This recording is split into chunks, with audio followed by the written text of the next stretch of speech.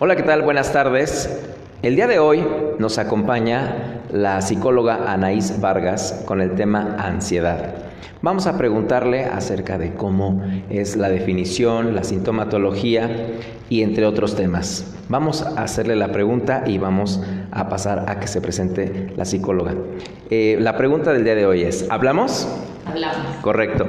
Bueno, pues bienvenida, muchas gracias por acompañarnos el día de hoy con este tema interesante, actual, que es la ansiedad. Pues bueno, ya le hicimos la pregunta a la psicóloga Anaís Vargas, entonces vamos a comenzar con el tema del día de hoy, con su programa Hablamos. Muy bien, cuéntanos, Anaís, además de saludarte, de tenerte el día de hoy con nosotros, cuéntanos algo de ti, cuéntanos desde cuándo eres psicóloga, etcétera. En general, el tema de psicología y de ti, por favor. Muy bien. Bueno, buenas tardes. Gracias Jorge por la invitación. Yo soy la psicóloga Anaís, como formación licenciada en psicología y voy a platicar un poquito en mi trayectoria de 10, 11 años. Yo soy psicóloga clínica con maestría en psicología clínica de la salud. Casi toda mi formación ha sido enfocada en el modelo cognitivo-conductual y realmente todo en cuanto a clínica, atención a trastornos psicológicos, principalmente adicciones, trastornos de ansiedad y depresión. Todo esto, obviamente, bajo el modelo cognitivo-conductual y justo en esto está el tema que hablaremos el día de hoy. Mi interés de hablar de este tema es justo, tanto hablar como de todas las características de estos trastornos y también como una propuesta de atención bajo este modelo cognitivo-conductual y obviamente que puedan conocer las eficacias, el impacto que tiene esta terapia en estos trastornos que hoy en día finalmente es algo que se está presentando y va en niveles cada vez más altos, ¿no? Entonces, gracias de nuevo por la invitación.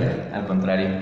Muchas gracias a ti, Anaís. Qué interesante tu currículum, ¿eh? Entonces, vamos a empezar a preguntarle, justamente ya estabas abriendo algo del tema, y el tema justamente es ansiedad.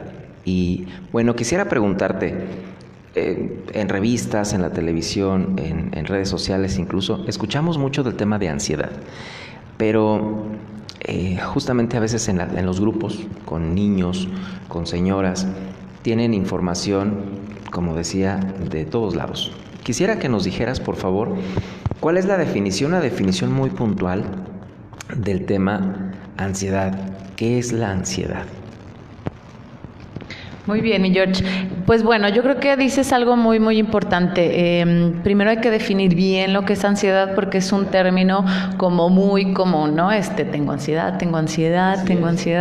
Y a veces nos podemos confundir entre lo que es ansiedad, entre lo que es angustia, entre lo que es preocupación, miedo. Y es muy importante esto porque para poder definir si realmente como tal es un trastorno de ansiedad. A mí me gustaría primero comenzar con la diferencia entre lo que es una preocupación y lo que es ansiedad. Preocupación como tal lo llamamos una emoción funcional, que es una emoción que finalmente tenemos todas las personas y que realmente como funcional es que nos funciona para estar alerta de todas aquellas situaciones que pueden ser, amenazantes, que nos pueden generar algún riesgo, pero que finalmente nos ayuda a movernos y no nos hace daño, vamos a decirlo, o afectación en nuestras áreas de nuestra vida. Al contrario, nos ayuda a ir generando nuestras metas y nuestros objetivos.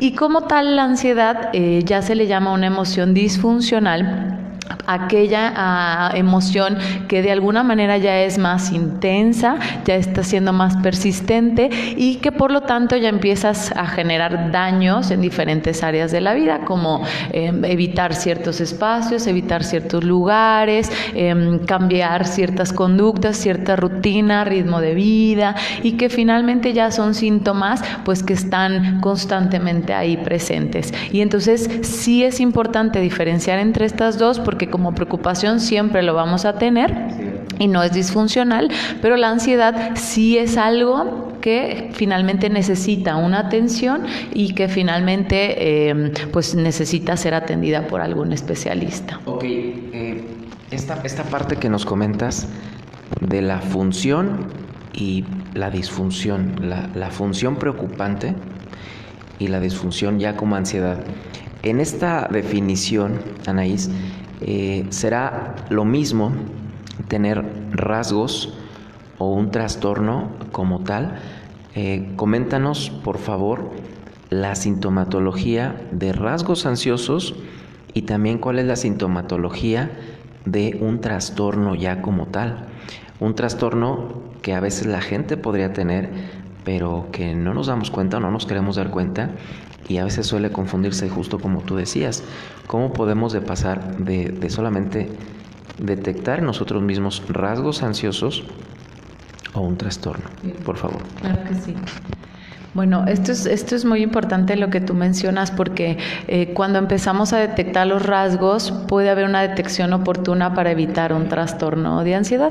Los rasgos de ansiedad pues son, normalmente se le diagnostica a alguien con trastorno de ansiedad cuando ya tiene 6 meses con los síntomas de ansiedad, ya son recurrentes, hablando desde síntomas tanto físicos, conductuales, afectivos y también cognitivos. Principalmente los síntomas de ansiedad afectivos, pues justo es una ansiedad intensa, recurrente, preocupación, miedos, como tal fisiológicos, pues es algo que es, digamos que es una característica importante de la ansiedad, porque normalmente lleva a la activación fisiológica como de sudoración, taquicardias, dolor de estómago, malestar estomacal, hormigueo, entre otras sintomatología. Cognitivamente pues es mucha rumiación acerca de las preocupaciones, una exageración de las cosas, predisposición, suposiciones que finalmente son preocupaciones a algo que pueda suceder. Entonces, como tal, ya un trastorno de ansiedad es aquellos síntomas de los que ya mencioné que llevan al menos 6 meses presentándose. Antes de estos 6 meses se le mencionará como rasgos, como situaciones, rasgos que hay que estar finalmente sí atendiéndose, porque finalmente sí se puede generar un trastorno de ansiedad. Normalmente los trastornos de ansiedad pueden venir posterior a una crisis. Hay una crisis psicológica o un ataque, por ejemplo, de angustia, una crisis de ansiedad, y entonces es importante atenderse para que justo no se genere o se desencadene un trastorno de ansiedad como tal. Qué interesante. Fíjate que ahorita que comentas, entonces tendría que ver con tiempo. Sí, con tiempo. Y justamente dijiste, se desata a partir de una crisis para poder tener esto. Oye, me imagino también, ejemplo de esto, la gente que vive o los soldados que se van a la guerra, que en muchas de las ocasiones viven bajo un estrés constante y un estrés fuerte y un estrés real de vida o muerte. Y después regresan ya como veteranos de guerra y empiezan a presentar trastornos ansiosos fuertes. En este tipo de situaciones, Anaís, que puede ser también cotidiano, que nos puede pasar a cualquiera, ante una crisis económica, social, de pareja, familiar, etcétera, podemos desatar estrés postraumático y trastornos ansiosos a partir de muchas situaciones. Cuéntanos, ¿cuál es uno o varios del tratamiento ante situaciones cotidianas, por así decirlo, donde detectamos algún trastorno de ansiedad leve, moderado o grave? ¿Y cuál es el trastorno tanto psicológico como farmacológico, por favor? Claro que sí. Bueno, primero es importante detectar cuál es ese tipo de trastorno. Como trastornos de ansiedad, pues existen varios y primero es importante detectar cuál es ese tipo de trastorno, porque sí tendrá que haber un tratamiento específico de acuerdo al trastorno que se presente, sobre todo para detectar o diagnosticar, vamos a decirle así, qué tipo de trastorno es. Pues hay que ver justo cuáles son las sintomatologías, hablando desde estos 4 aspectos: físico, cognitivo, conductual y fisiológico. Entonces, primeramente es eso. Una vez que ya de alguna forma detectamos qué tipo de diagnóstico o qué tipo de trastorno es, vamos a ver la severidad del caso. Primeramente, pues obviamente para ver si necesita algún tratamiento farmacológico, una valoración psiquiátrica en este caso.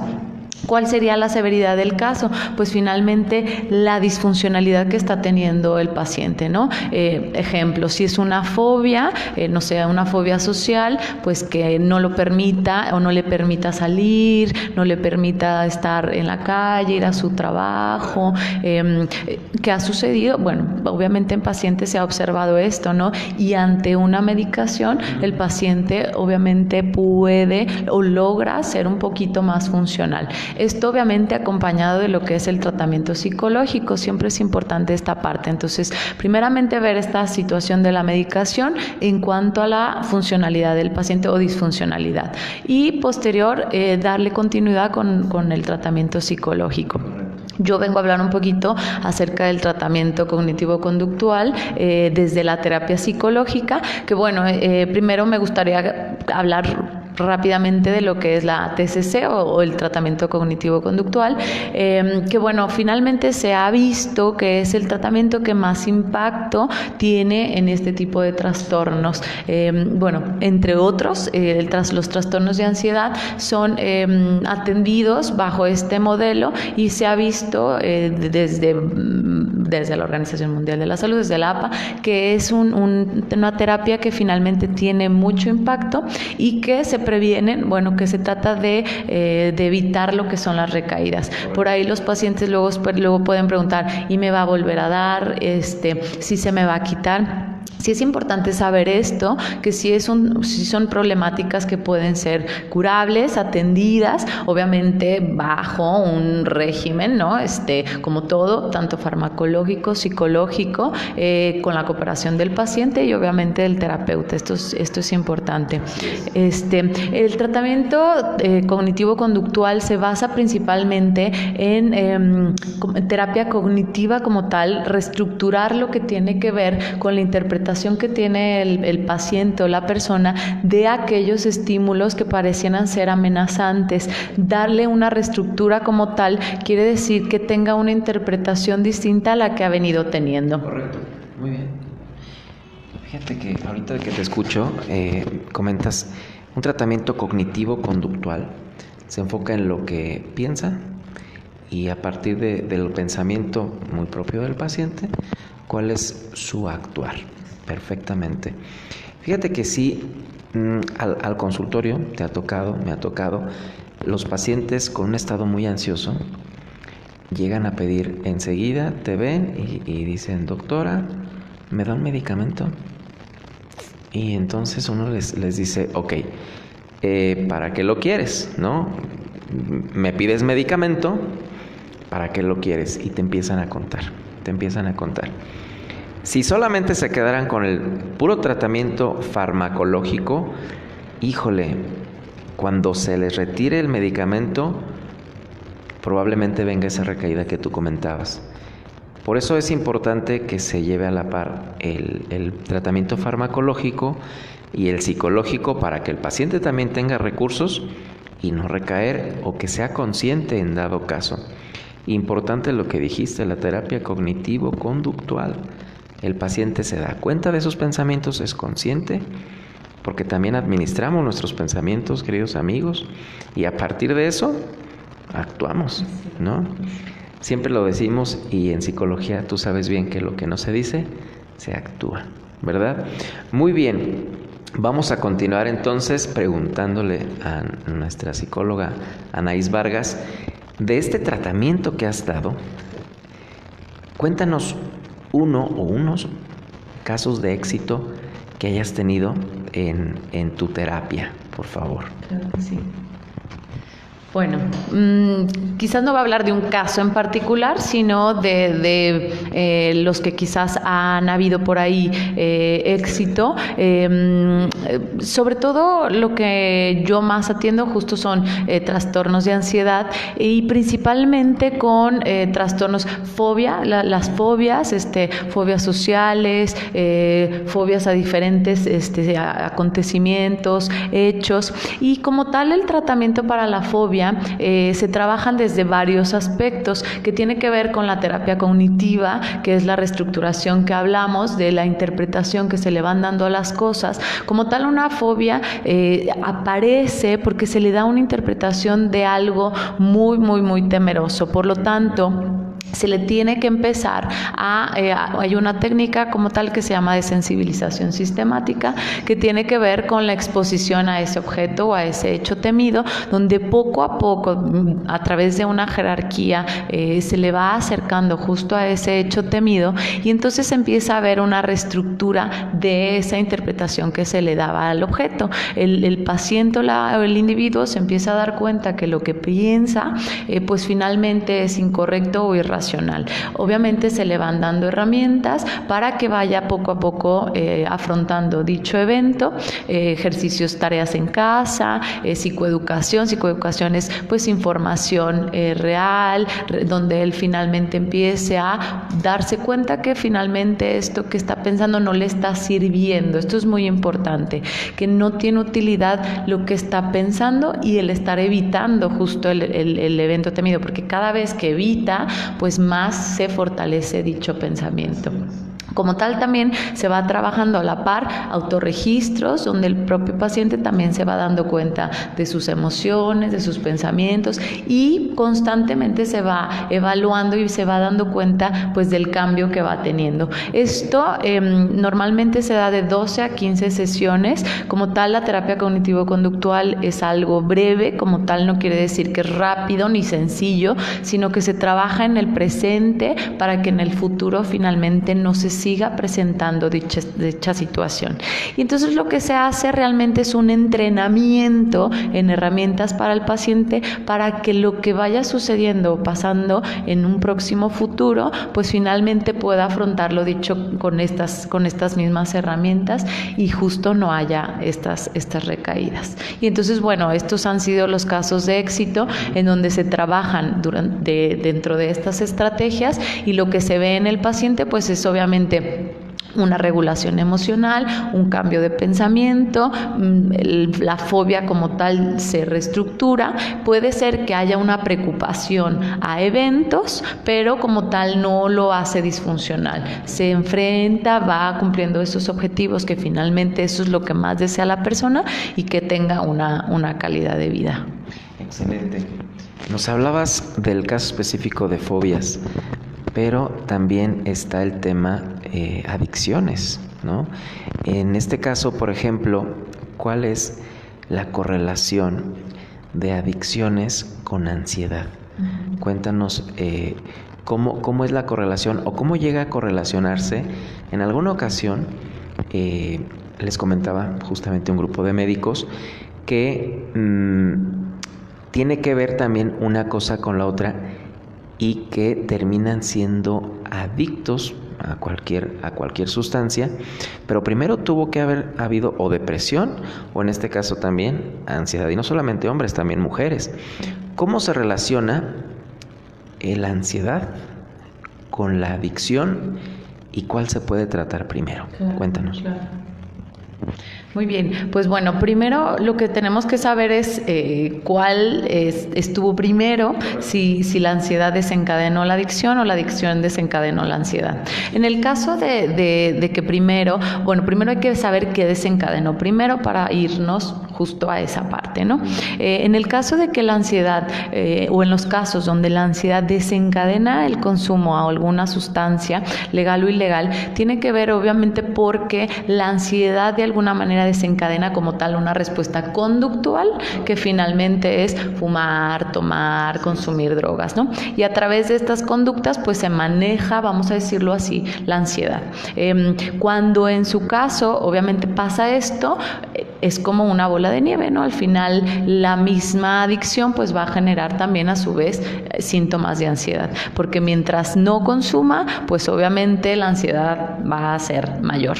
En el caso de que sea al revés, de que la adicción desencadene la ansiedad, esto es pues porque finalmente, bueno, de hecho hay un trastorno de ansiedad que es generado por el consumo de sustancias, que tiene que ver que es durante o después del consumo de la sustancia, que bueno, normalmente esto se le llama síndrome de abstinencia, que son síntomas de ansiedad que tienen que ser atendidos también bajo una medicación, que eso es lo que también es importante diferenciar. La medicación no es para que deje de consumir, sino para controlar justo los niveles de ansiedad. En el caso de la abstinencia, pues son síntomas de ansiedad que es importante atenderlos para que se pueda controlar el consumo como tal. Qué importante es saber esto y qué bueno que nos lo explicas, porque muchas de las ocasiones pensamos que una cosa, por ejemplo, va seguida de la otra, pero no sabemos que, por ejemplo, vino primero la ansiedad. Pudimos tener algunos rasgos, pero la persona, más que ir a tratarse con el psicólogo, pues opta por una cuestión de consumo de sustancias, ¿no? Y fíjate, bien dijiste, hay un trastorno de ansiedad por sustancias. Entonces, es ahí donde lleva una cosa y la otra. La recomendación siempre es buscar a los profesionales del comportamiento y también profesionales de la salud en general para que nos den un consejo profesional y que no caigamos y después empecemos a combinar trastornos, ¿no? Trastorno de ansiedad, sí, y ahora tienes un trastorno depresivo, sí, y ahora aparte adicción y aparte violencia y aparte se van sumando una serie de cosas que pudimos haber tratado desde lo que percibimos y también lo que escuchamos, cómo lo interpretamos, con qué lo asociamos y después cómo lo actuamos, ¿verdad? Lo que leemos también, ¿no? Y lo que leemos, es correcto. Muy bien, Anaís, para terminar, ¿quisieras agregar algo del tema, si nos puedes hacer favor? Claro que sí. Bueno, justo complementar a esta información que dices, sucede y muchos de los casos que yo he atendido y que finalmente he escuchado de otros colegas que presentan esta problemática tiene que ver también porque quizás han sido mal diagnosticados, dos, pueden leer cosas en internet, leer que finalmente es información que no es verídica, científica y que es importante que se acerquen, como dijiste tú, a los profesionistas, porque cuando hay una detección oportuna, justo evitamos lo que le llamamos nosotros la comorbilidad, ¿no? Otros trastornos, ¿no? Que se van desencadenando de una ansiedad, de unos rasgos de ansiedad y de ahí empieza justo depresión, que es el que más se acompaña de la ansiedad cuando no está siendo atendida. Entonces, esto es muy importante y también mencionar que es algo tratable y que puede ser, vamos a decirlo así, curable, es algo que se puede quitar para que también los que finalmente están viendo este programa sepan esta información y que se acerquen a los especialistas. Qué bueno que comentas esta parte, tratable y curable, porque mucha gente dice, híjole, ansiedad, estoy diagnosticada con ansiedad, me voy a morir. Es curable y qué bueno que le recuerdas a la gente que nos está haciendo el favor de ver que es tratable y también curable, ¿verdad? Muy bien, pues qué buena plática y qué buena información nos acabas de dar y esperemos que a nuestro auditorio les sirva mucho y que también nuestros colegas nos hagan muchas preguntas también acerca del tema y que se acerquen también a contribuir con el programa. Estamos completamente abiertos. Muy bien, Anaís, compártenos, por favor, dónde te podemos encontrar, si nos puedes hacer favor, podemos aperturar también este es tu canal para que nos puedas hacer favor de compartir la información. Claro que sí. Bueno, yo me encuentro ubicada en el CEFAP, que es el Centro de Formación y Atención Psicológica, que trabajamos desde este modelo cognitivo-conductual y bueno, ahí una colega y yo formamos este centro. Si necesitan mayor información, pueden buscarnos en redes sociales, CEFAP, CFAP, ahí viene la información y con gusto podemos darles mayor información. Excelente. Muchas gracias por la invitación. Muchas gracias. Bueno, pues ya lo saben, para encontrar a nuestra colega, la psicóloga Anaís, comuníquense o busquen CEFAP, por favor. Y también, si necesitan información, pueden mandarnos a nuestras redes sociales de Hablamos. En Twitter nos encontramos como Hablamos, en Instagram, en Facebook y en nuestra página en YouTube, nuestro canal. Pueden mandarnos toda la información que necesiten, que ocupen, con mucho gusto les resolvemos todas las dudas. Mándenos también un inbox por Facebook y ahí estamos a sus órdenes. Esperemos que les haya gustado mucho el programa del día de hoy con el tema de ansiedad, con la psicóloga Anaís Vargas. El próximo martes vamos a hablar del tema depresión con la psicóloga Libna Sánchez. Los esperamos justamente el próximo martes a las 5:30 de la tarde. Muchas gracias y hasta luego. Muchas gracias, Anaís. Gracias.